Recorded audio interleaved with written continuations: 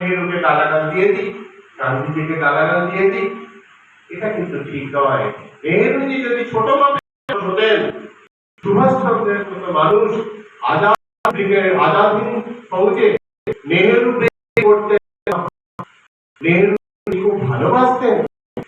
নেহরু তার বাড়িতে আসতেন, তিনিও নেহরুর বাড়িতে যেতেন, এবং কংগ্রেস যখন তিনি যুব দলের নেতা, তিনি মতিলাল নেহরুকে এই যেমনটা ২৬শে জানুয়ারিতে বিএম সাহেবকে সম্বর্ধনা প্যারেড সেরকম প্যারেড করেছিলেন মতিলাল নেহরুর জন্য। সুভাষচন্দ্র প্যারেডের নেতৃত্ব দিয়েছিলেন।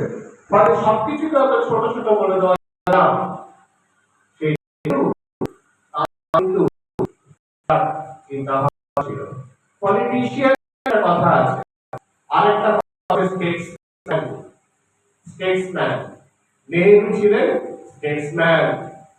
নেহরু কি করলেন, যে শ্যামাপ্রসাদ মুখোপাধ্যায় তার দলের লোক ছিলেন না, তবু শ্যামাপ্রসাদের যেহেতু নানান অভিজ্ঞতা ছিল, তাকে দিয়ে তিনি বললেন যে আপনি খাদ্য ও সরবরাহ, প্রথম স্বাধীনতা পাচ্ছে, খাদ্য সবচেয়ে বড় সমস্যা না?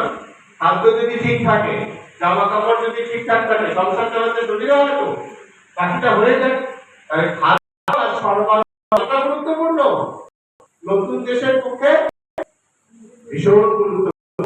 এমন একটা দপ্তরের দায়িত্ব কিন্তু নেহরুজি তাকে দিলেন। এবারে দেখুন, সংসার করতে করতে ছোটখাটো মতবিরোধ হয়, হয়তো হয়, কার হয় না? আমার আছে যে হয় না? যে বলবে হয় না সে কিন্তু ঠিক বলছে না। তো হয়। তাহলে এত বড় একটা দেশে ম্যানেজমেন্ট চালাতে গিয়ে মতবিরোধ হবে। এবার সেই সময়টা কি হলো, আমাদের দেশ